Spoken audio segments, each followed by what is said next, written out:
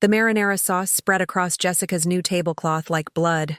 Red and accusatory. My hand trembled. Had been trembling more lately. Arthritis settling into joints that had taught calculus for 30 years. That had changed diapers and kneaded bread and held my husband's hand as cancer took him 2 winters ago. If you're watching, please like and subscribe to the channel and tell me in the comments where in the world you're from. I'm sorry, I said immediately, reaching for a napkin. Jessica, I'm so sorry, don't touch it. Her voice cut sharp across the dining room. The twins, Brandon and Brianna, 6 years old and wide-eyed, went still in their chairs, forks frozen halfway to mouths. Just don't.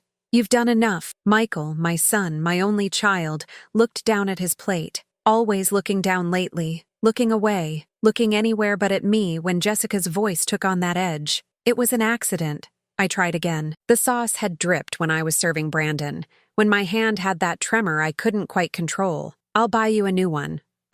With what money? Jessica stood, her chair scraping loud against the hardwood floor. Oh wait, I forgot. You give us $1,500 a month. How generous. Never mind that we gave you a place to live after you had to sell your house. Never mind that we feed you, that we let you stay here rent-free. My throat went tight. I'd sold the house in 3rd Ward.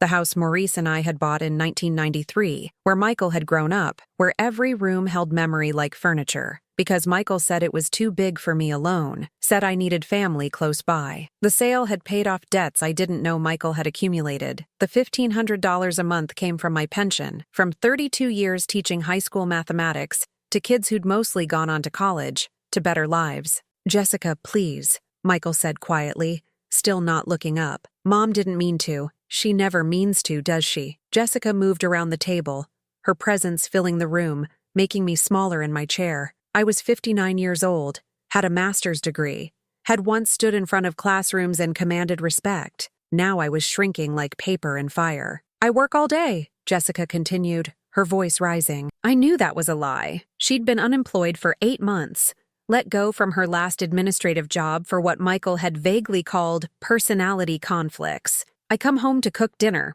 to take care of this house, to manage everything while Michael's at work, and you can't even serve spaghetti without ruining things. Mama didn't mean to, Brianna said, her small voice brave. She was talking about me. I was mama to them, had been since they were babies, and Jessica had decided grandmothers were too old-fashioned, that they'd call me mama, and their mother would be mom. Brianna, eat your dinner, Jessica snapped. But she said sorry. I said eat. The child's lip trembled. Brandon reached under the table and took his sister's hand. Twins, born 6 weeks early, small and perfect and mine from the moment I'd held them in the NICU, singing old hymns my mother had sung to me. They were why I stayed, why I swallowed words that wanted to be said, why I made myself small and tried to be grateful. Jessica grabbed the tablecloth, the stain spreading wider now, soaking into expensive fabric, and yanked it toward her. Plates clattered. Michael's wine glass tipped, caught at the last second. The twins jumped. Do you know how much this cost? Jessica's face was red now, that flush that crept up her neck when anger took over. Do you know how hard I worked to make this house nice? To make everything perfect? And you just ruin everything. You're useless. You know that? Absolutely useless. The words hit like fists. I'd been called many things in my life. Too strict by students who didn't want homework. Too lenient by parents who wanted their children pushed harder. Too ambitious by Maurice's family who thought teaching was settling. But useless. That was new. That was the word that made my chest hollow out. That's enough, Michael said, but his voice carried no weight. Jessica ignored him. Maybe if you actually contributed something meaningful. But no, you just sit around all day making messes, getting in the way. I watch the twins, I said quietly. Found my voice somewhere in the hollow. I watch them every day. I cook dinner most nights. I clean. Oh, please. Jessica laughed, sharp and ugly. You watch TV while they play. You cook the same 5 meals on repeat. And you're cleaning? I have to redo everything you touch. That wasn't true. None of it was true. But truth didn't seem to matter lately in this house that I'd helped buy with the sale of mine. Jessica? Michael tried again. Come on. Let's just... No. She turned to him, the tablecloth clutched in her hands. I'm tired of walking on eggshells around your mother. I'm tired of pretending everything's fine when she's here making everything harder. She spills things. She forgets things. She's in the way constantly. I'm right here, I said. My voice came out smaller than I intended. I'm sitting right here, Jessica. She turned back to me, and something in her eyes went cold and hard. I know you are. That's the problem. She walked to the kitchen, the stained tablecloth trailing behind her. I heard water running, heard her muttering. The twins stared at their plates. Michael finally looked at me, and what I saw in his face was worse than Jessica's anger. It was resignation, exhaustion, like I was a burden he'd grown tired of carrying. Mom, he said softly, maybe you should go lie down. I haven't finished eating. Just, please, let me handle this. I stood, my legs unsteady. 69 years old, and I'd fought the world for my education, for my career, for my son's future. Now I was being dismissed from my own dinner table like a child sent to her room. I walked past the twins' bedroom, heard Brianna crying softly, wanted to go to her, to explain that Mama was fine, that everything was okay, but nothing was okay. Nothing had been okay since I'd moved into this house 6 months ago, and slowly realized I'd traded my independence for proximity to grandchildren I barely got to see anyway. In my room, the smallest bedroom, the one that used to be Michael's office, I sat on the bed and looked at the walls, beige, blank. None of my pictures hung here because Jessica said they didn't match the aesthetic. My books were in boxes in the garage because there wasn't space. My life had been packed away like seasonal decorations. I heard them arguing downstairs, Jessica's voice rising and falling, Michael's responses too quiet to make out. Then footsteps on the stairs, quick and angry. My door flew open. Jessica stood there holding a teacup, steam rising from whatever was inside. Her face was twisted with something beyond anger, something closer to hate. You want to know what useless looks like? She said. She threw the tea. The liquid was boiling hot, had been heating for minutes while she worked up the courage or the fury to do this. It hit my face, my neck, my chest where my shirt collar opened. The pain was immediate and total. Like my skin was being peeled away by invisible hands. I heard myself scream, a sound I'd never made before, animal and desperate. Jessica stood in the doorway, her face shocked now, like she couldn't believe what her own hands had done. Then she turned and ran. I was on the floor somehow, my face on fire, my hands trying to touch the pain and making it worse. I heard Michael on the stairs, heard him shouting Jessica's name. Then he was in my doorway looking down at me. Mom! Jesus! He knelt beside me, his hands hovering like he didn't know where to touch. What happened? What did you do? She threw it. I managed through the pain. She threw the tea. No. Michael shook his head. No, you must have. Jessica said you grabbed it from her, that you were upset, and she threw it at me, Michael. She called me useless and she threw boiling tea in my face. You're confused. Mom, you must have spilled it on yourself. You've been so clumsy lately. The betrayal of that was worse than the burns. I looked at my son, this man I'd raised alone after Maurice died, this boy I'd sacrificed everything for, and he was choosing to believe a lie rather than see his wife for what she was. Michael, I whispered, please, I need a hospital. It's not that bad. I'll get some ice, it's bad. Michael, please. It hurts so much. He looked at me, and I saw the calculation in his eyes. Hospital meant questions, meant reports, meant their perfect life disrupted. Let's just see how it looks in the morning. You're probably in shock, making it seem worse than it is. I'll get the first aid kit. He left me there on the floor, my face burning, my heart breaking. Through the wall, I heard Jessica crying, heard Michael comforting her, telling her it wasn't her fault, that Mom was just confused lately, that everything would be okay. I lay there until the house went quiet, until pain gave way to numbness, gave way to clarity, cold and sharp as winter. They thought I was useless, thought I was confused, thought I'd stay quiet and grateful for a roof that used to be my own. But I'd spent 32 years teaching children that they were capable of more than they believed. Time to remember that lesson myself. When the house finally went silent, when I was sure they were asleep, I picked myself up off that floor. My face was swelling, blistering, the pain a constant scream, but my mind was clear. I found my phone, my purse, the insurance card I'd kept in my wallet. Then I walked downstairs as quietly as my shaking legs would carry me, past the dining room where marinara still stained the floor, past the twins' room where they slept, innocent and unaware. I stepped outside into Houston humidity that felt like mercy on my burning skin, and I called a taxi to take me where they should have taken me hours ago, to someone who would document what had been done, who would ask the right questions, who would see me as something other than useless. The emergency room lights were bright and clinical, and the most beautiful thing I'd ever seen. The taxi driver kept glancing at me in the rearview mirror, his dark eyes worried in a face that looked Somali or maybe Ethiopian. "Miss, you okay? You need I should call police? Just the hospital, please." My voice sounded strange through swelling lips. "Memorial Herman, the one on Fannin. Your face?" He turned left onto Westheimer, driving carefully through late-night traffic. "Someone hurt you?" I didn't answer. Couldn't yet put words to what had happened. To the reality that my daughter-in-law had thrown boiling liquid in my face while my son had watched from somewhere downstairs, had heard my scream and chosen to believe a lie rather than protect his mother. The driver was quiet for a moment. Then, "My mother. She live with me. Sometimes my wife, they argue. I always say to my wife, this is my mother. She give me life. You respect her or I respect you less. You understand?" I understood. I pressed my hand carefully against my cheek, feeling heat radiating from skin that had started to blister. The pain was constant now, a drumbeat I couldn't escape. "Your son," the driver said. "He should protect you." "He should," I whispered. Memorial Herman emergency room at midnight was controlled chaos. Ambulances coming and going, people in various states of crisis waiting in plastic chairs. The driver pulled up to the entrance and turned around in his seat. "You have money? For the ride?" I fumbled with my purse, my hands shaking too badly to count bills. He waved them away. "Is okay. You go get help. This one is free. I can't, is already done. Go now, get help." I stumbled out of the taxi into air-conditioned cold that stung my burns, through the automatic doors into fluorescent brightness, up to a desk where a tired-looking woman in scrubs looked up from a computer. Her expression changed instantly when she saw my face. "Ma'am, what happened?" "I was burned. Someone threw hot tea on me." "When?" I checked the clock on the wall.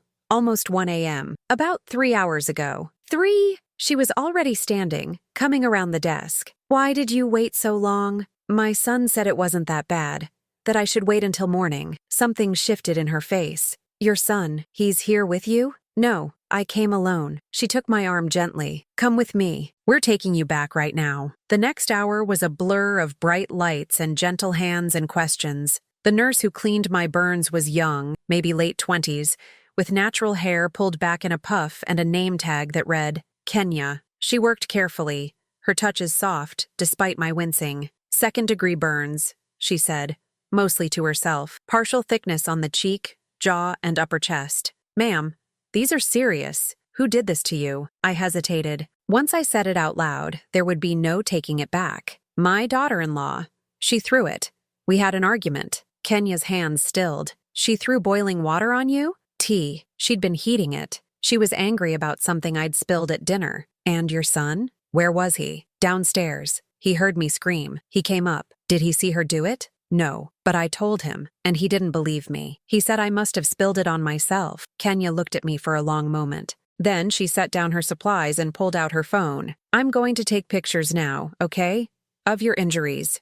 You have the right to refuse, but I'm strongly advising you to let me document this." "Why?" "Because elder abuse is a crime in Texas, and these burns, they're evidence." Elder abuse. The words sat heavy in the sterile air. I was 59 years old, had 3 degrees, had taught advanced mathematics. I wasn't elderly. I wasn't someone who got abused. Except I was, wasn't I? The months of Jessica's comments, her dismissals, her casual cruelties, the way Michael had stopped defending me, stopped seeing me, the way I'd been made small and grateful and useful only in my uselessness. "Take the pictures," I said. Kenya photographed my face from multiple angles, documented every blister, every red and angry patch of skin. Then she left me alone for a few minutes, and I sat on the examination table looking at my hands. They were old hands suddenly, veined and spotted, trembling with shock and pain. When had I gotten old? The door opened and a woman entered, older than Kenya, maybe mid-50s, with gray-streaked locks and intelligent eyes behind wire-rimmed glasses. Her badge identified her as Patricia Green, licensed clinical social worker. "Mrs. Carter," she said, pulling up a stool. "I'm Patricia. Kenya called me in because she's concerned about what happened to you tonight. Can you tell me the whole story?" So I did. Started with Maurice's death 2 years ago. The loneliness that had settled like dust over my life. Moved to Michael's suggestion that I sell the house. Move in with them. Explained the monthly payments from my pension, the childcare I provided. the cooking and cleaning, detailed Jessica's increasing hostility, the comments that had grown sharper over months, the way I'd been made to feel like a burden in a house my money had helped secure. Then I told her about tonight, the spilled sauce, the word useless, the boiling tea thrown in my face, my son's refusal to believe me. Patricia listened without interrupting, taking notes occasionally. When I finished, she was quiet for a moment. Mrs. Carter, what you're describing is a pattern of emotional and financial abuse that escalated tonight into physical assault. This isn't a family dispute. This is a crime. She was just angry. She didn't mean she threw boiling liquid in your face, Patricia said gently but firmly. She waited while the tea heated. She picked up the cup. She threw it at you. Those are intentional actions. And your son's response, refusing medical care, asking you to wait, implying you caused this yourself, that's called enabling. It makes him complicit. The words hit like revelation. I'd been telling myself for months that Jessica was just stressed, that Michael was just tired, that I needed to try harder to not be in the way. But Patricia was naming something else entirely. Abuse. Crime. Complicity. I have nowhere else to go, I heard myself say. If I report this, if I press charges, they'll kick me out. I'll lose my grandchildren. If you don't report this, it will happen again, Patricia said. Maybe worse next time. And Mrs. Carter, your grandchildren witnessed the verbal abuse tonight. They're learning that this is how you treat people you're supposed to love. Is that what you want them to learn? I thought about Brianna's small voice defending me, about Brandon holding his sister's hand under the table, about them growing up thinking Grammy deserved to be called useless, deserved to have things thrown at her. No, I whispered. No, that's not what I want. Then let me call the police, Patricia said. Let them take your statement. Let them document this. You don't have to decide right now about pressing charges, but get the evidence on record. Give yourself options. Through the thin walls, I heard someone moaning in pain, heard nurses calling out medical codes I didn't understand. This place was full of broken people being put back together. Maybe I was one of them now. Okay, I said. Call them. Patricia squeezed my hand. You're doing the right thing. The police officers who arrived an hour later were professional and kind. A man and a woman, both young enough to be my students. They took my statement, looked at my burns, took more photographs, asked questions I had to answer. Have you been afraid of your daughter-in-law before tonight? Has she threatened you? Has your son witnessed her behavior? Yes. Not directly. Yes. But he makes excuses. Do you want to press charges? The female officer asked. I thought about Michael's face, about the twins, about the life I'd built crumbling like chalk under rain. I don't know yet. Can I decide later? You have time, she said. But Mrs. Carter, I want you to understand something. Assault causing bodily injury to an elderly person is a felony in Texas. She could face serious prison time. Elderly person. There it was again. That label I couldn't quite accept, but couldn't quite deny. After they left, Kenya came back to finish bandaging my burns, to give me instructions for care, to hand me prescriptions for pain management and infection prevention. Where are you going when you leave here? She asked. I hadn't thought about it. Couldn't go back to Michael's house. Patricia had been clear about that. Didn't have my own house anymore. I don't know. A hotel maybe? You have friends? Family? I did. Had Denise, my best friend since we'd met at Texas Southern in 1985, who I'd been seeing less and less because Jessica had a way of making plans impossible. Had Gloria, my former principal, who'd called twice in the past month and I'd made excuses not to talk. Had a whole life I'd slowly let atrophy because I'd thought being needed by my son was more important. I have people, I said quietly. I just stopped calling them. Call them now, Kenya said. You need support. And Mrs. Carter, I've worked ER for 6 years. I've seen a lot of elder abuse cases. The fact that you came here tonight, that you let us document this, that you talked to police, that took courage most people don't have. Don't waste it by going back to a place that's not safe. At 3 a.m., I sat in the hospital waiting room while they processed my discharge papers. My face was bandaged, my pain managed with medication that made everything slightly unreal. I pulled out my phone, surprised Michael hadn't called, hadn't texted, hadn't even checked to see if his mother was alive. Instead, I called Denise. She answered on the 4th ring, her voice thick with sleep. Hello? Denise, it's Evelyn. I need help. Ev? What's wrong? What time is it? I need a place to stay, just for tonight. Maybe longer. I can't. My voice broke. I can't go back there. Back where? Evelyn, what happened? Jessica threw boiling tea in my face. Michael didn't believe me. I'm at the hospital and I have nowhere to go. Silence. Then, I'm coming to get you. Which hospital? Memorial Hermann. But Denise, it's 3 in the morning. I'm already getting my keys. Stay there. I'll be 20 minutes. She hung up. I sat there in plastic chairs bolted to the floor, surrounded by other people's emergencies, and felt something break open in my chest. Not breaking apart, but breaking through, like something caged finally finding air. When Denise walked through those doors 16 minutes later, still in her pajamas with a jacket thrown over them, I stood and walked into her arms and cried for the first time since Maurice died. "I've got you," she whispered. "I've got you, sister. You're safe now." And standing there in a hospital waiting room at 3 a.m., my face burned and bandaged, my life in pieces, I believed her. Denise's guest room smelled like lavender and old books, familiar and foreign at the same time. I lay in darkness listening to the house settle around me, pain medication making my thoughts slow and heavy, but not quite letting me sleep. Every time I closed my eyes, I saw Jessica's face twisted with rage, felt the boiling tea hit my skin, heard Michael choosing not to believe me. At 7 a.m., my phone started buzzing. Michael. I let it go to voicemail. He called again.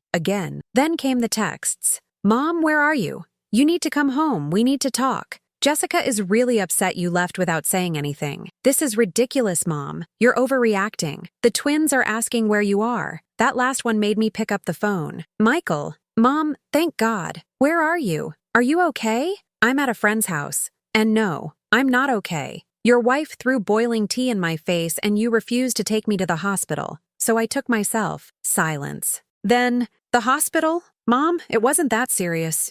You didn't need to." "Second-degree burns, Michael. The doctor said if she'd gotten my eyes, I could have gone blind." More silence. I could hear him breathing, could imagine him standing in his kitchen, coffee getting cold, trying to figure out how to navigate this truth he'd spent hours denying. "Jessica said you grabbed the cup from her," he finally said. "That you were upset about the tablecloth and you tried to take it and spilled it on yourself." "That's a lie. Mom, it's a lie, Michael. She threw it. She called me useless and she threw boiling tea in my face. The police have my statement. The hospital has photographs. This isn't he said, she said. This is documented assault." "You called the police?" His voice went sharp. "Mom, Jesus Christ. You called the cops on my wife? Your wife assaulted your mother." "Yes. I involved the authorities. What did you expect me to do? Come home and pretend it didn't happen? This is going to ruin her life. She could go to jail, Mom. Do you understand that?" I thought about Jessica's face, about the months of escalating cruelty, about my grandchildren learning that violence was acceptable if you were angry enough. Maybe she should think about that before she commits felonies. "I can't believe you're doing this. After everything we've done for you, giving you a place to live, I paid for that place, Michael. My house sale paid off your debts. My pension pays your bills. I'm not a charity case you generously housed. I'm your mother who you let your wife abuse." I heard him take a shaky breath. "You're confused. The burns, the stress. You're not thinking clearly. I'm thinking more clearly than I have in months. And here's what I'm thinking. I'm not coming back to that house. Not today, not next week. Not ever unless things change dramatically. Mom, please. The twins need you." Jessica didn't mean it. She's under so much stress with being unemployed and so she took it out on me, and you let her? My voice cracked. "Michael, you stood there last night and chose to believe a lie rather than protect your mother. Do you understand what that felt like? What it still feels like?" He was quiet for so long I thought he'd hung up. "Then, what do you want me to do? I want you to acknowledge what happened. I want you to hold your wife accountable. I want you to understand that there are consequences to violence. You're really going to press charges?" I thought about Patricia's words in the hospital. "If you don't report this, it will happen again." I don't know yet, but I'm not making that decision based on protecting Jessica from the consequences of her own actions. "Fine." His voice went cold. "Stay wherever you are, but don't expect to see the twins. If you're going to tear this family apart with legal action, you don't get to pretend you're their grandmother." The threat hit exactly where he'd aimed it, at the soft center of my heart, where Brandon and Brianna lived. But underneath the pain was something harder, anger. "You don't get to weaponize my grandchildren," I said quietly. "And Michael, if you keep them from me because I reported being assaulted, I'll add parental alienation to the list of issues we're discussing with lawyers." I hung up before he could respond, sat there shaking, the phone hot in my hand, and wondered who I'd become overnight. This woman who stood her ground, who threatened legal action, who chose herself over keeping peace. Denise appeared in the doorway with tea and toast. That sounded hard. He wants me to come back. Act like nothing happened. Keep being useful without complaint. She set the tray on the nightstand and sat on the edge of the bed. What do you want? I touched the bandages on my face carefully. I want my house back. I want my grandchildren safe. I want my son to choose me for once instead of choosing the easier path. I laughed, but it came out bitter. I want things I can't have. Maybe you can, Denise said. Maybe not the house. That's sold. But the rest? Evelyn, you're not helpless here. You have options. Like what? Like calling Grace Turner. I looked at her blankly. Grace Turner, Denise repeated. You remember her? She was in our sorority, graduated a year ahead of us. She's a lawyer now, specializes in elder law and family cases. She does pro bono work for victims of elder abuse through some nonprofit. I don't need pro bono. Maybe not, but you need someone who knows the law, who can tell you what your rights are, especially regarding the twins, regarding getting your money back, regarding what happens if you press charges. She was right. I needed information, needed to understand what pressing charges would actually mean, what protections existed, whether there was any way to see my grandchildren without returning to a house where I'd been burned. Can you get me her number? Denise smiled. Already texted her. She wants to meet with you this afternoon if you're up for it. I should have been exhausted, had maybe slept 2 hours total, but adrenaline and purpose were keeping me upright. I'm up for it. Good. And Evelyn? I called Gloria too. She's coming over this morning. You need your people around you. You've been isolated too long. The doorbell rang at 9:30. Gloria Martinez swept in like weather, all energy and purpose and barely contained fury. She took one look at my bandaged face and pulled me into a careful hug. Mija, she said, code switching the way she always did, mixing Spanish and English in the beautiful hybrid of Houston life. Dios mío, what did that woman do to you? Over coffee that I couldn't really drink through swollen lips, I told Gloria everything. She'd been my principal for 8 years before her retirement, had seen me through Maurice's death, had tried to keep me connected when I'd started pulling away after moving in with Michael. I knew something was wrong, she said when I finished. You stopped coming to our monthly lunches, stopped answering calls, but I thought you were just busy with the babies. Not that you were being— She couldn't finish the sentence. Abused, I said. The word still felt foreign in my mouth. That's what the social worker called it. Emotional and financial abuse that escalated to physical assault. That's exactly what it is. Gloria's voice was firm. And you know what else it is? Illegal, immoral, unacceptable, and not your fault. I spilled the sauce? Stop. Denise's voice cut across whatever excuse I was forming. Stop taking responsibility for someone else's violence. You could have dumped the entire pot of marinara on her head, and throwing boiling liquid in your face still wouldn't be an acceptable response. You understand that, right? Did I? I'd spent 6 months absorbing blame, accepting that I was clumsy, forgetful, in the way, that my presence was a burden Michael and Jessica generously tolerated. Unlearning that wouldn't happen in a day. I'm trying to understand, I said quietly. Then try this, Gloria said. Think about your students. If one of them came to you and said their parent threw hot tea in their face for spilling something, what would you tell them? I'd call CPS. Report the abuse immediately. Exactly, because children deserve protection from violence. Well, Evelyn, you deserve the same protection. Being 59 doesn't make assault okay. Being a mother doesn't require you to absorb abuse from your child's spouse. My phone buzzed. Another text from Michael. Jessica wants to apologize. Can we come talk to you? I showed it to Denise and Gloria. Gloria snorted. She wants to manipulate you into not pressing charges. Don't meet with her without a lawyer present. That seems extreme. It's not extreme, Denise said. It's smart. Evelyn, she assaulted you. She committed a felony. Now she's scared and wants to convince you to let it go. But what happens in 3 months when she's mad again? What happens next time? Next time. The words sat heavy in the air. There would be a next time if I went back without things changing fundamentally. Pattern of abuse, Patricia had called it. Patterns repeated until someone broke them. I texted back, no meetings without lawyers present. I'll have my attorney contact you. His response was immediate. Your attorney? Mom, this is insane. I turned off my phone. Grace Turner's office was in a renovated warehouse in Montrose, all exposed brick and succulents in ceramic pots. She was our age, late 50s, with silver hair cut short and sharp, wearing a pantsuit that meant business. When she looked at my bandaged face, her expression went carefully neutral, professional. "Evelyn," she said, shaking my hand gently. "Denise told me what happened. I'm sorry you're going through this." We sat in comfortable chairs that didn't feel like a lawyer's office. Grace pulled out a legal pad and pen, old school, no laptop, and looked at me directly. "Tell me everything. Start from when you moved in with your son." So I did. For the third time in 24 hours, I recounted the slow erosion of my autonomy, the financial contributions that became expected rather than appreciated, Jessica's escalating verbal abuse, Michael's complicity through silence, then the tea, the hospital, the police report. Grace took notes without interrupting. When I finished, she sat back and studied me. "First question, do you want to press criminal charges?" "I don't know. That's what I need you to help me understand." "What happens if I do?" "What happens if I don't?" "If you do, Jessica will be arrested and charged with assault causing bodily injury to an elderly person, which is a third-degree felony in Texas. She could face 2 to 10 years in prison, though first-time offenders often get lighter sentences or probation with conditions. The district attorney will handle the prosecution. It won't cost you anything, but your family will hate you for it.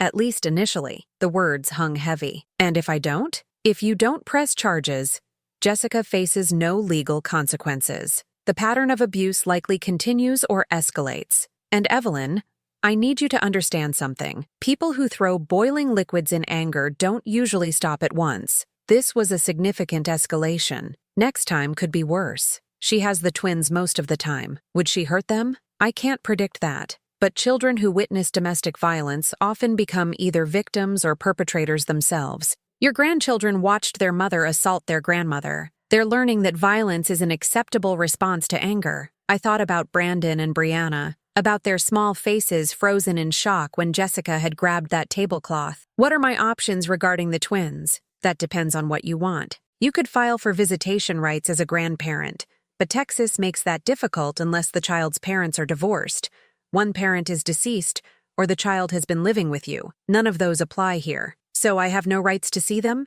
Not automatically, no. However, Grace leaned forward. If you can demonstrate that the home environment is unsafe due to domestic violence, you could petition for emergency custody or, at minimum, supervised visitation. The fact that Jessica committed felony assault in the home where your grandchildren live is relevant. My heart was pounding. You're saying I could get custody? Temporary custody, possibly. It's not guaranteed, but we'd have a case, especially if we document the financial abuse, the fact that you've been contributing substantial amounts to the household while being mistreated, and if Michael has been complicit in the abuse or negligent in protecting the children from witnessing violence. Michael would never forgive me. Probably not initially, Grace said gently. But Evelyn, this isn't about Michael's forgiveness. It's about your safety and your grandchildren's well-being. You're allowed to choose yourself. I sat with that for a moment. Allowed to choose myself. When had I stopped doing that? When Maurice died and grief made me smaller? When Michael suggested I sell the house and I'd been so lonely I'd agreed? When Jessica's first cruel comment had landed and I'd swallowed it rather than confronting her? What would you do?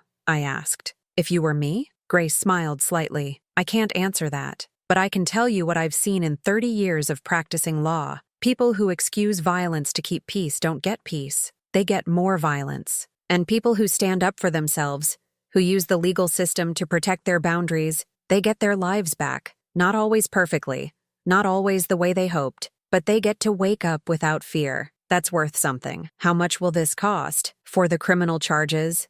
Nothing. The DA handles that. For custody proceedings, family law work, recovering your financial contributions, my firm does pro bono work for elder abuse cases through the Texas Elder Justice Coalition. You'd qualify. If we recover money from your son through civil proceedings, we'd take a percentage of that. But you won't pay upfront fees. I felt something loosen in my chest. Why? Why help me for free? Because my grandmother was in a situation like yours.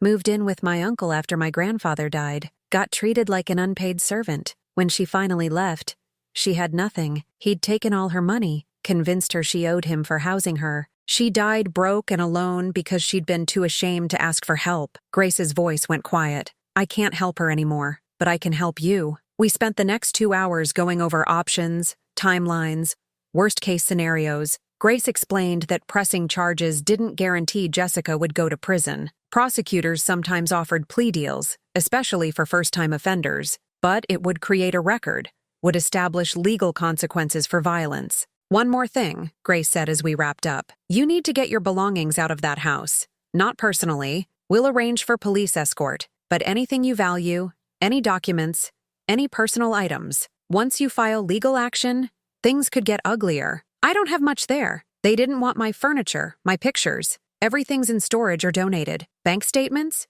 Tax documents? Anything financial? In my room.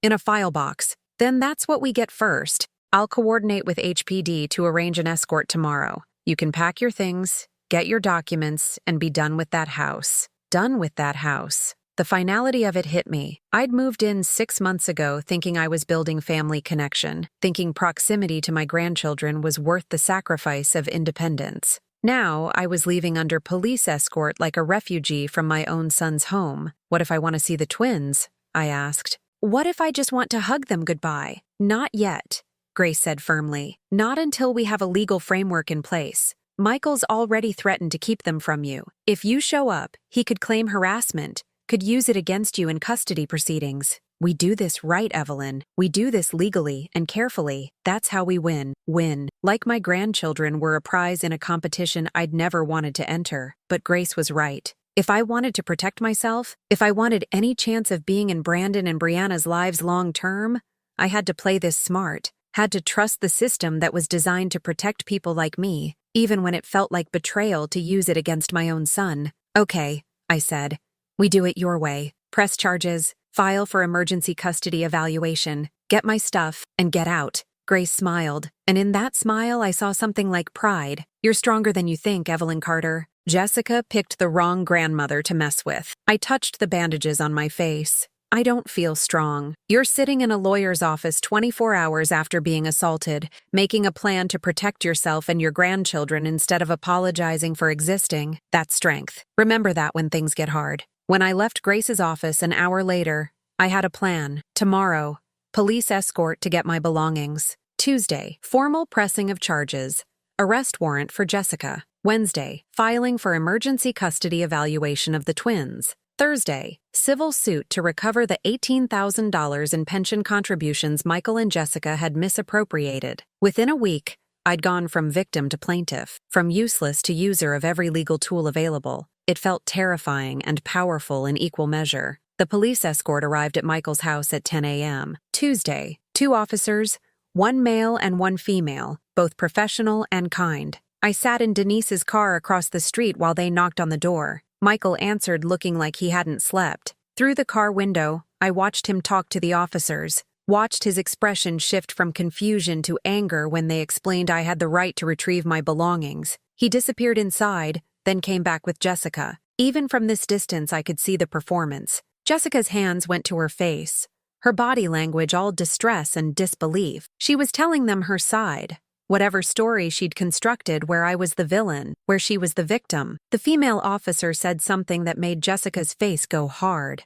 Then she stepped aside and waved toward Denise's car. "That's your signal," Denise said quietly. "You ready?" I wasn't, but I got out anyway and walked across the street on legs that felt borrowed from someone braver. The officers flanked me, professional buffers between me and my family. "Mrs. Carter," the male officer said, "you have 30 minutes to collect your personal belongings. If there's any dispute about ownership, we'll mediate. Otherwise, let's keep this quick and peaceful." Michael stood on the porch, his arms crossed, his face a mask I didn't recognize. "Mom, this is insane. You're really doing this?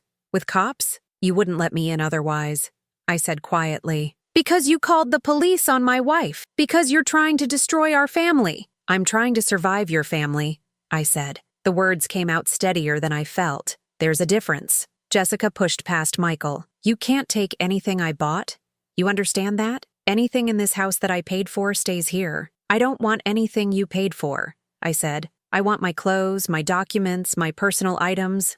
That's all. The tea set in the china cabinet. That's mine." "I don't want your china, Jessica." "Good. Because if you try to take one thing that belongs to me, You'll what?" The female officer's voice cut sharp. "Ma'am, I'd be very careful about threatening anyone right now, especially someone you're already being investigated for assaulting. Jessica's mouth snapped shut. She looked at Michael like he should defend her, but he just stood there, trapped between the woman who'd burned his mother and the mother who refused to pretend it hadn't happened. I walked past them into the house that had never felt like home. My room was at the end of the hall, small and impersonal. Someone, Michael probably, had already started packing my things. Boxes sat half filled with my clothes, my shoes, my books. "Making it easy for me to leave?" I asked him when he appeared in the doorway. "I thought it's what you wanted." His voice was tight. "Since you're apparently never coming back, would you want to come back? After what happened?" He looked at the floor. "Jessica didn't mean it. She's been under so much stress."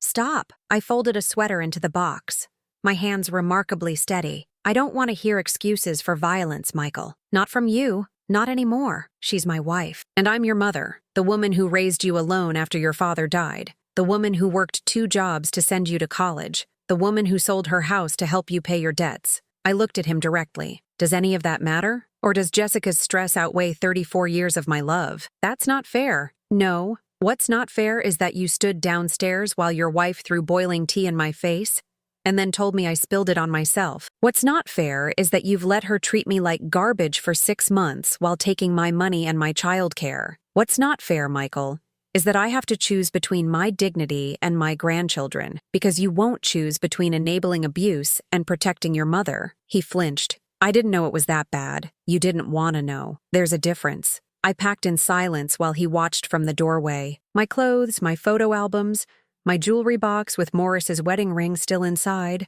the file box with my financial documents, bank statements showing the monthly $1,500 transfers to Michael's account, receipts for groceries I'd bought, proof of every contribution I'd made. "You're really pressing charges?" Michael asked quietly. "Yes. She'll go to jail. She committed a felony. That has consequences. The twins will lose their mother." I stopped packing and looked at him. "The twins almost watched their mother blind their grandmother. Which trauma do you think is worse?" He had no answer for that. 30 minutes later, my life fit in 6 boxes and 2 suitcases. The officers helped load everything into Denise's car. I took one last look at the house, at the window where Brandon and Brianna's faces pressed against glass, watching Mama leave. Brianna was crying. Brandon had his arm around her. I wanted to run to them, to explain that I wasn't abandoning them, that I was fighting for them, but Grace's words echoed, "We do this right. We do this legally." So I waved instead, blew them a kiss,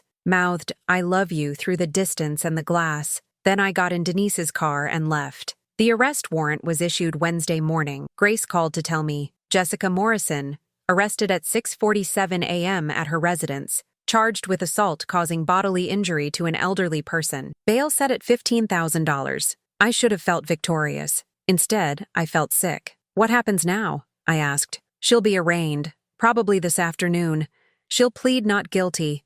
They always do initially. Then there'll be a series of hearings leading up to trial, unless she takes a plea deal. This process could take months." "And Michael? He posted bail an hour ago. She's out, but she has conditions.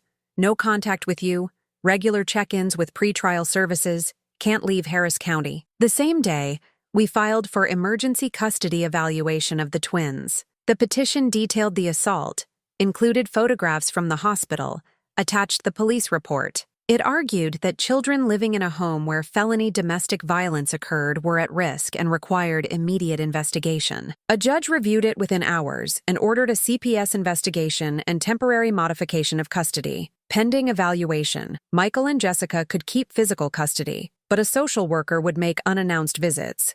And I was granted supervised visitation once weekly. Michael called me 3 hours after the order was delivered. "You're really doing this? You're really sending CPS to investigate us like we're abusers?" "Jessica is an abuser, Michael. The burns on my face prove it. She made one mistake, one felony. And before that, 6 months of emotional and financial abuse that you watched and enabled. Yes, I'm really doing this.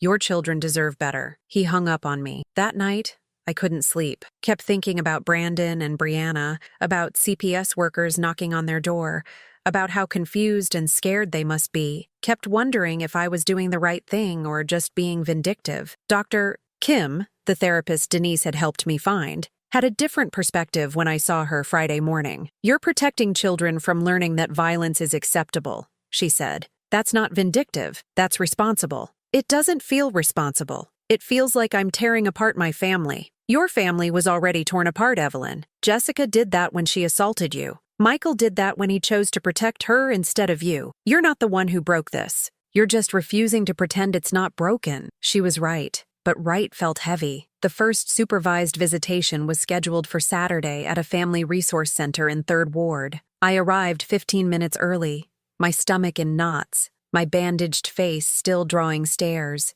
Michael brought the twins. They ran to me the moment they saw me, their small bodies slamming into mine with force that made my ribs hurt and my heart sing. "Mama!" Brianna sobbed. "Where did you go? Why did you leave?" "I didn't leave you, baby. I just needed to go somewhere else for a while." "Because Mom hurt you?" Brandon asked. His 6-year-old eyes were too knowing, too aware. "I heard Dad tell her she shouldn't have thrown the tea." My heart cracked. "Your mom made a mistake. A big one. And sometimes when grown-ups make big mistakes, other grown-ups have to make sure everyone's safe." "Are we safe?" Brianna whispered. I looked over her head at Michael, who stood by the door with his arms crossed, his face hard. "You're safe," I said. "I promise." We spent an hour playing with puzzles and reading books, while a social worker named Carmen observed and took notes. Brandon told me about school, about how his teacher was teaching them multiplication. Brianna showed me a drawing she'd made, a house with 5 stick figures.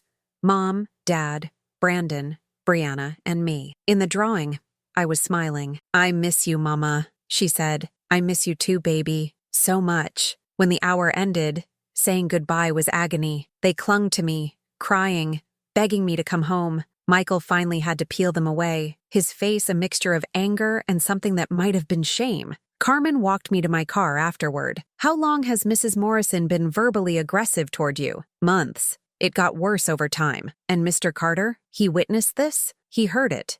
Chose to minimize it." She made a note. "We'll be making unannounced visits to the home, observing interactions, talking to the children's teachers. This investigation will take a few weeks. What happens to the kids if you find the home unsafe? Depends on the level of risk. Could be mandated parenting classes, could be temporary removal to kinship care, could be ongoing monitoring. We try to keep families together when possible, even when families are dangerous." Carmen looked at me with tired eyes. "Sometimes the danger is obvious. Sometimes it's subtle. We do our best." That night, alone in Denise's guest room, I looked at Brianna's drawing, 5 stick figures, a family that didn't exist anymore, if it ever had. I thought about calling Michael, about trying once more to make him understand. But what was there left to say? I'd been called useless and burned for my trouble. Now I was fighting back with every tool the law provided, and my family hated me for it. But I was alive. My face was healing. And twice a week I got to hug my grandchildren and remind them they were loved. It wasn't the family I'd dreamed of, but it was the truth. And truth, I was learning, mattered more than peace built on silence. CPS social worker Maria Rodriguez made her first unannounced visit to Michael's house on a Tuesday afternoon. She called me afterward to report her findings. "The home is clean and organized," she said carefully. "The children appear physically healthy, but there are some concerns." "What kind of concerns?" "Brandon has become very protective of his sister. When I asked them separately about what happened the night you were injured,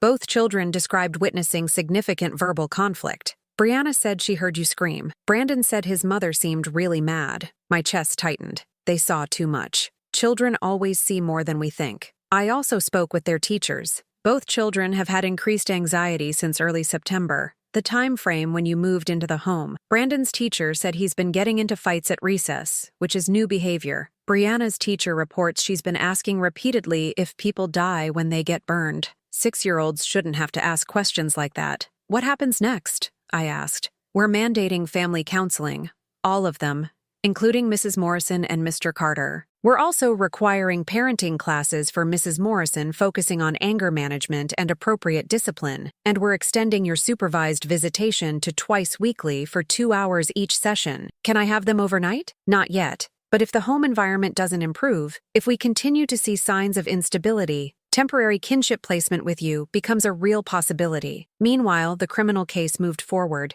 Jessica's attorney, a sharp-dressed man named Robert Chen, called Grace to discuss a potential plea deal. His client wants to avoid trial, Grace told me. She's willing to plead guilty to a reduced charge of assault causing bodily injury, which is a Class A misdemeanor instead of a felony. She'd serve no jail time, just probation and community service. No, Grace smiled. That's what I told him. But Evelyn, you should understand what declining means. If we go to trial, there's always risk. Juries are unpredictable. She could walk free, or she could get the full sentence she deserves. Yes, but you'd have to testify. Describe in detail what happened. Let defense attorneys question your memory, your motives, your mental state. It won't be easy. I thought about Kenya's careful hands documenting my burns, about Patricia's words in the hospital. This is a crime. About Brandon asking if people die from burns. I'll testify, I said. Jessica needs to understand that violence has consequences.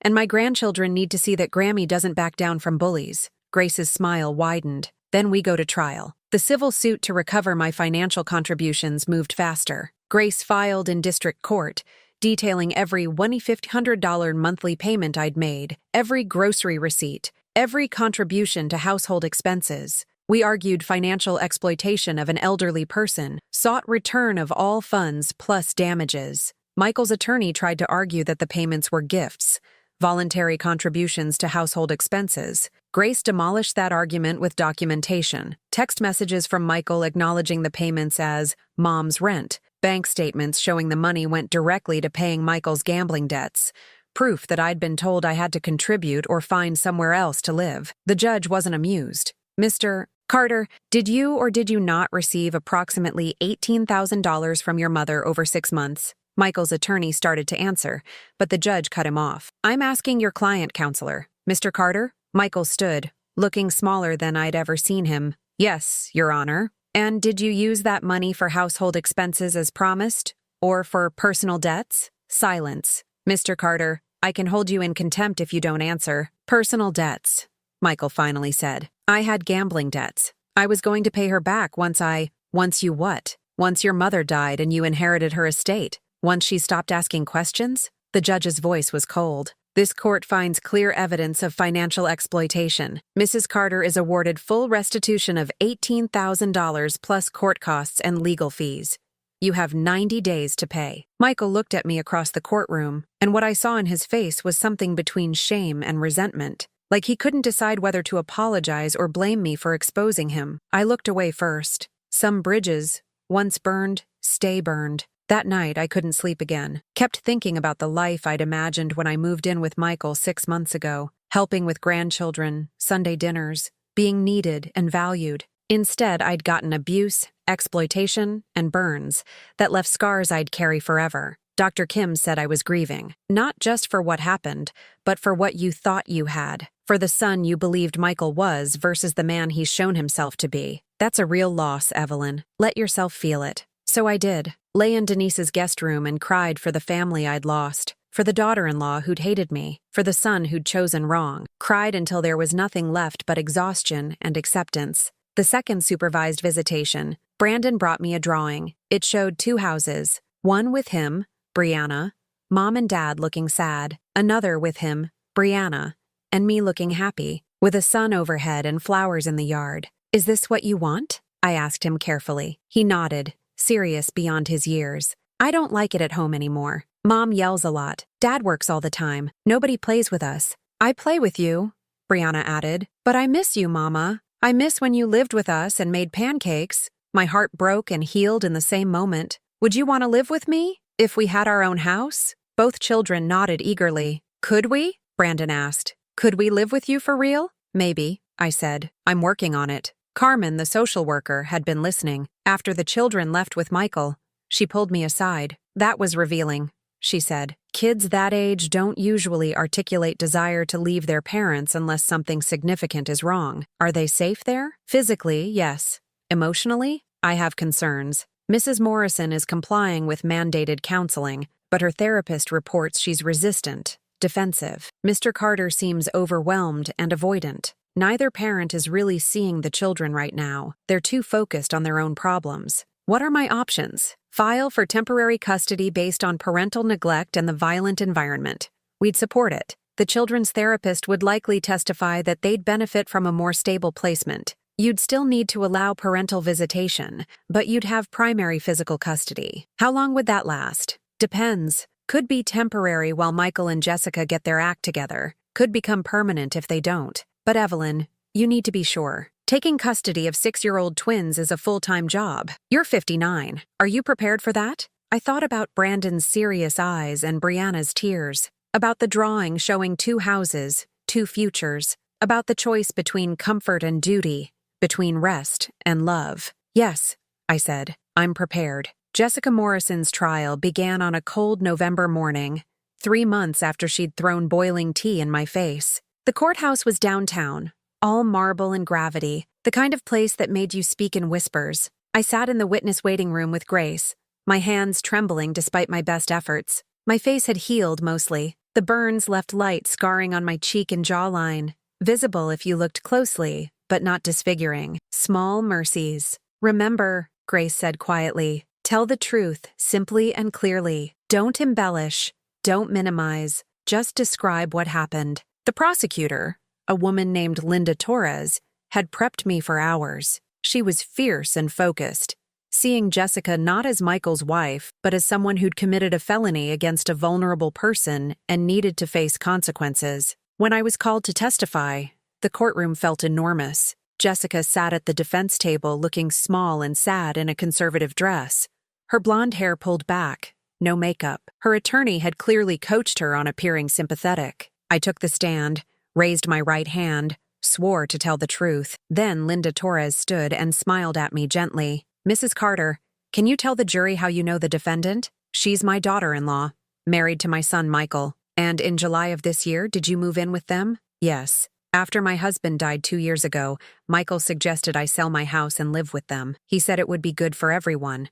I could help with the grandchildren, be close to family. How did that arrangement work out? I told them everything. The financial contributions, the childcare I provided, Jessica's increasing hostility. I described being called useless, being treated like an unwanted burden despite contributing substantially to household expenses. Then, Linda Torres asked about the night of the assault. I walked them through dinner, the spilled marinara, Jessica's rage. And then, what happened, Mrs. Carter? She went to the kitchen. I thought she was calming down, but she came back with a teacup. She'd been heating something. Tea, I learned later, and she threw it in my face. You're certain she threw it? It wasn't accidental? I'm certain. She looked me in the eyes and said, "You want to know what useless looks like?" and threw it. What did it feel like? The courtroom was silent. I touched my cheek, feeling the faint scar tissue, like my skin was on fire, like I was being burned alive. I screamed.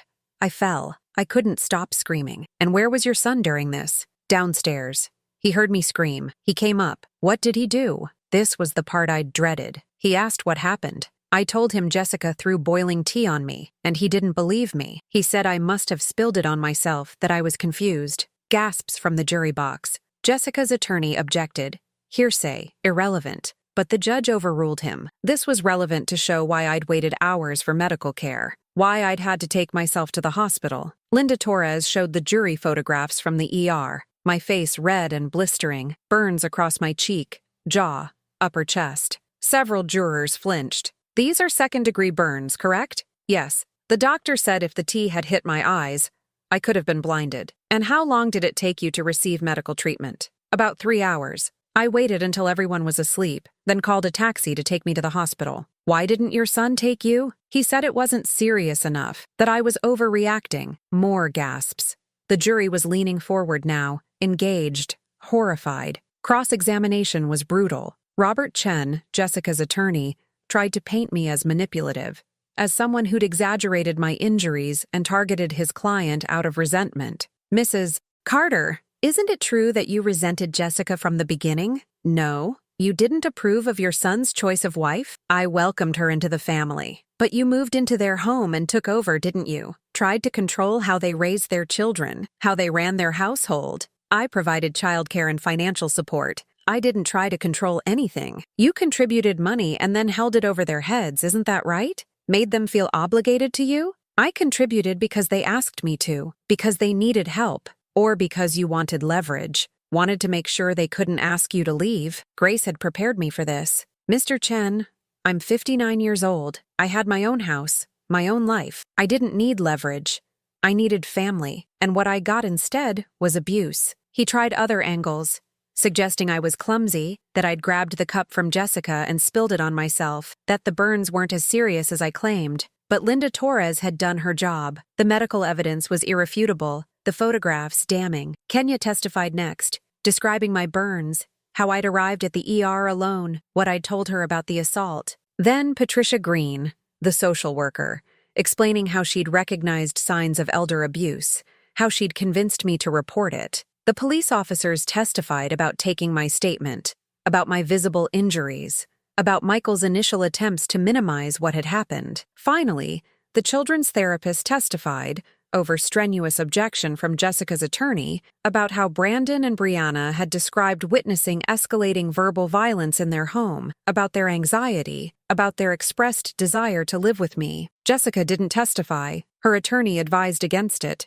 knowing Linda Torres would tear her apart on cross-examination. Closing arguments were powerful. Linda Torres stood before the jury and said simply, "She called this woman useless and tried to prove it by disfiguring her face. That's not an accident. That's not a mistake. That's felony assault, and it deserves the consequences Texas law provides." The jury deliberated for 3 hours. When they came back, the four women stood and read the verdict. "We find the defendant guilty of assault causing bodily injury to an elderly person." Jessica collapsed, sobbing. Her attorney put his arm around her. Michael, sitting in the gallery, put his face in his hands. I felt nothing, just exhaustion and relief that it was over. Sentencing was scheduled for 2 weeks later. Jessica faced 2 to 10 years in prison. Her attorney would argue for the minimum or probation. Linda Torres would push for actual incarceration. Outside the courthouse, reporters waited. Grace had warned me they might be there. Elder abuse trials sometimes drew media attention, especially when the victim fought back. "Mrs. Carter,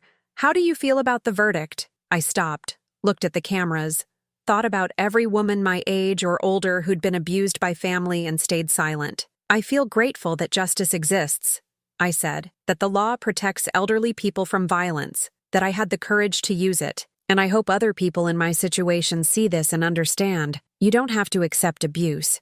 You don't have to stay quiet. There are people who will help you, laws that protect you. You just have to be brave enough to speak up." Grace squeezed my hand as we walked away. That was perfect. But I wasn't thinking about perfection. I was thinking about Brandon and Brianna, about the custody hearing scheduled for next month, about the new beginning I was building from the ashes of family that should have loved me better. Jessica's sentencing hearing was December 15th, exactly 1 week before the custody hearing for the twins. The courtroom was packed. Michael, Jessica's parents who'd flown in from Ohio, friends from their church, and me sitting in the front row with Grace and Denise. Judge Sandra Martinez listened to both sides before sentencing. Jessica's attorney brought character witnesses who testified she was a good mother, a devoted wife, someone who'd made one terrible mistake under extreme stress. Linda Torres countered with my testimony about months of escalating abuse, with expert testimony about the severity of my burns, with statistics about elder abuse and domestic violence recidivism.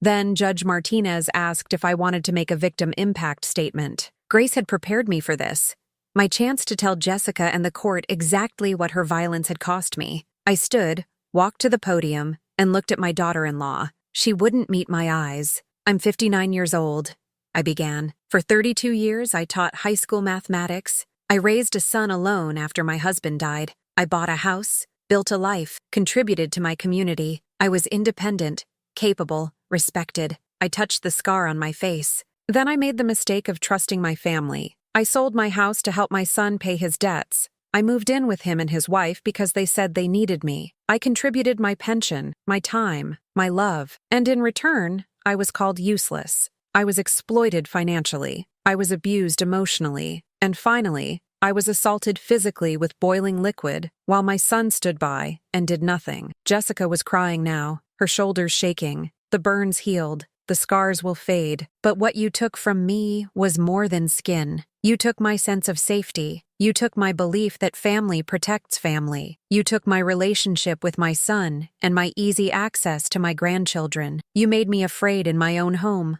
or what should have been my home." I paused, gathering strength for what came next. "But here's what you didn't take: my dignity, my courage. my willingness to fight back. You tried to make me feel useless, but instead you showed me I'm strong enough to use every tool the law provides to protect myself and my grandchildren. I looked at Judge Martinez. I don't want revenge. I want consequences. I want Jessica to understand that violence is never acceptable, no matter how stressed or angry you are. And I want other people who might hurt elderly family members to see that the law will protect victims who speak up. I sat down. The courtroom was silent. Judge Martinez took a moment, then addressed Jessica directly. Mrs. Morrison, you committed a serious violent felony against a vulnerable family member. The fact that she was your children's grandmother, someone who was contributing financially to your household, makes this even more egregious. This wasn't heat of passion. You left the room, heated liquid, came back, and deliberately threw it in Mrs. Carter's face. Jessica stood, trembling. I'm sorry, she whispered. I'm so sorry. Your apology doesn't erase second-degree burns, the judge said coldly. Doesn't undo the trauma. Doesn't excuse months of emotional and financial abuse. She paused. I'm sentencing you to 18 months in state prison, followed by 3 years probation with conditions including continued anger management therapy, prohibition on contact with Mrs. Carter, and supervised visitation only with your children pending family court determination of custody. 18 months.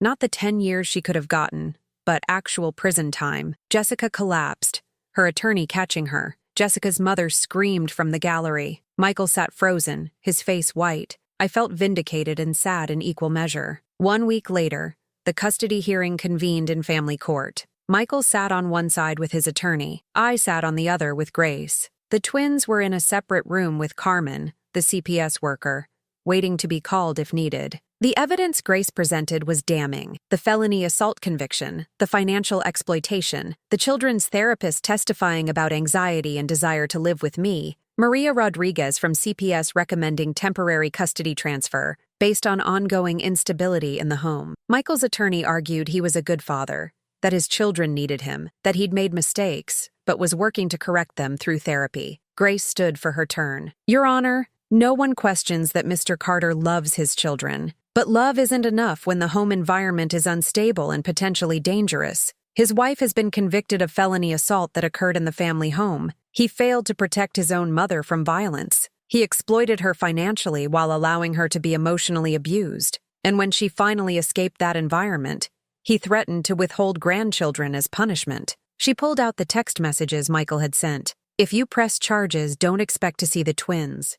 You're tearing this family apart. You don't get to play grandmother after that. That's parental alienation, Grace continued, using children as weapons. Your Honor, Mrs. Carter isn't trying to take these children from their father. She's trying to provide them with a stable home while he gets his life together. She's offering him regular supervised visitation, co-parenting counseling, a path back to shared custody, if he demonstrates sustained change. The judge reviewed CPS reports, therapist evaluations, school records showing the children's declining attendance and increased behavioral issues. Then she called Michael to the stand. Mr. Carter, did you witness your wife verbally abusing your mother? Yes, Your Honor. Did you intervene? A long pause. Not as much as I should have. Did you witness the assault that resulted in your mother's burns? No, I was downstairs, but I heard her scream. And when you went upstairs, what did you do? I didn't take it seriously enough. I thought Mom was exaggerating. Your mother had second-degree burns on her face and you thought she was exaggerating? Michael's voice broke.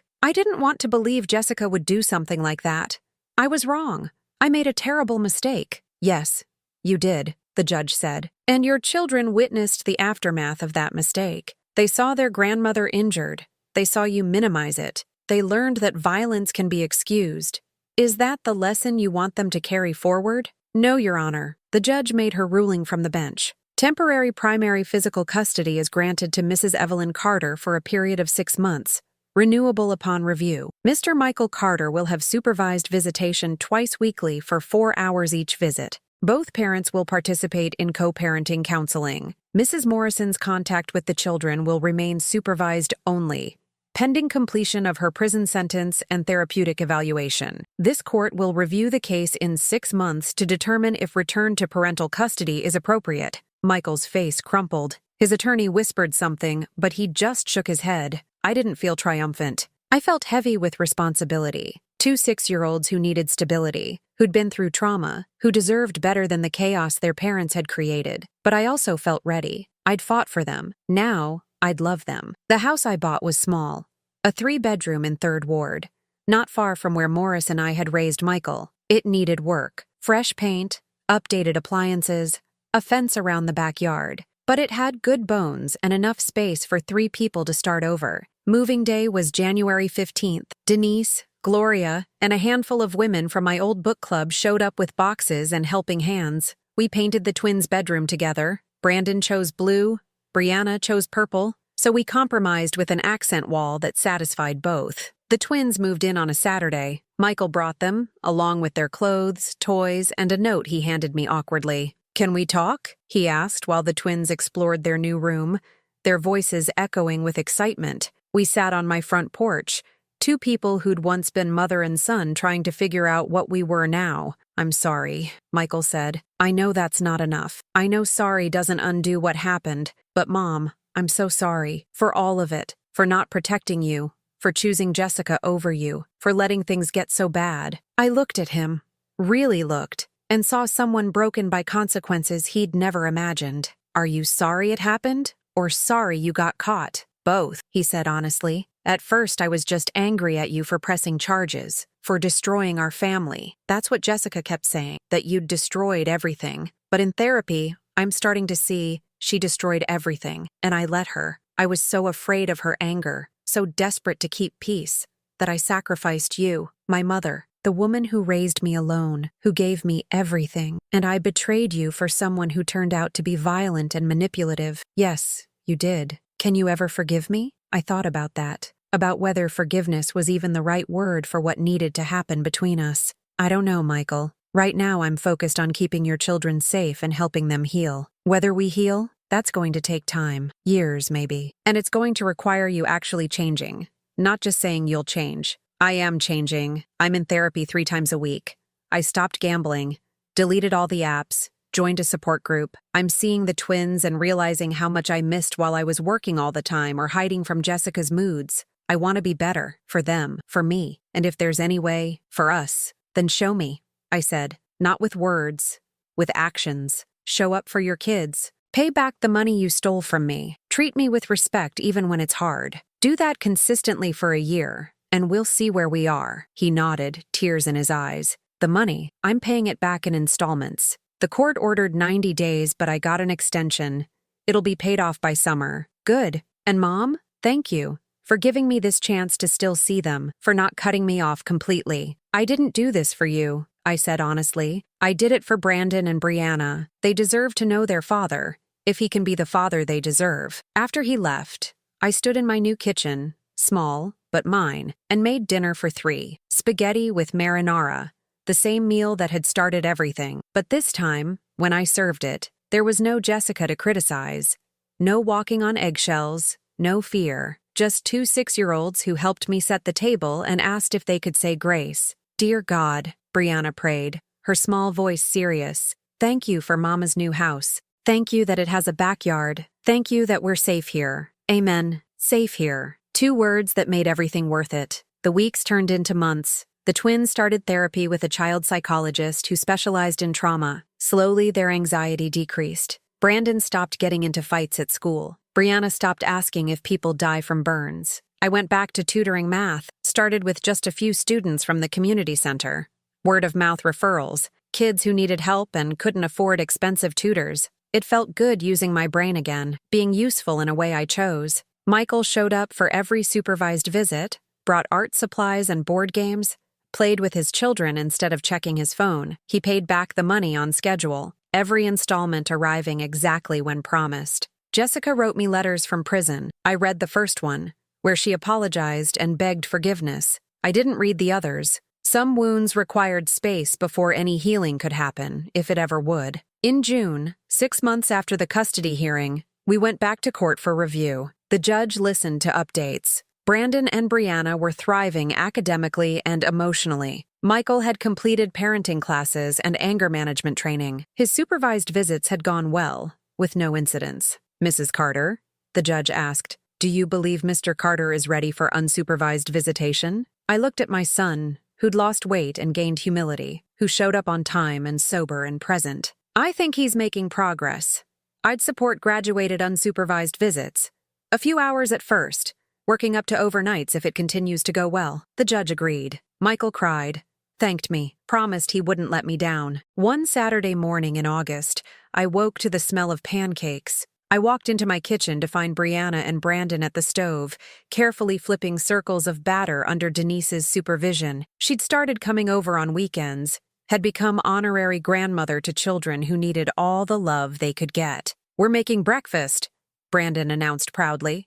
"I can see that. Smells delicious." We ate together on my small back porch, watching hummingbirds visit the feeder I'd hung, listening to the neighborhood wake up around us. No one called me useless. No one threw things. No one made me feel small. I touched the scar on my face, faint now, but permanent, a reminder of everything I'd survived, everything I'd fought for. "Mama," Brianna asked, "are you happy here?" I looked at my grandchildren, safe, fed, loved, healing, looked at my small house that was all mine, looked at my life rebuilt from wreckage into something solid and new. "Yes, baby," I said, "I'm happy here." And I was. Not because the story had ended perfectly. Michael and I were still rebuilding trust. Jessica was still in prison. The twins still had nightmares sometimes. But because I'd chosen myself, had fought for my dignity, had proven that I wasn't useless at all. I was a 60-year-old woman who'd survived violence and used the law to protect herself and her grandchildren. I was a teacher, a grandmother, a survivor. I was useful on my own terms, in ways I chose. And that was everything. The morning sun climbed higher, warming my little backyard. Brandon asked if we could go to the park. Brianna wanted to bake cookies later. Denise suggested a movie night. Normal life, simple life, safe life. I'd been called useless and burned for existing. Now I existed on my own terms, with people who loved me for exactly who I was. That wasn't just survival. That was victory. Thank you very much for watching. Share with those who also like stories. Subscribe and tell me in the comments if you liked my story. Cheers.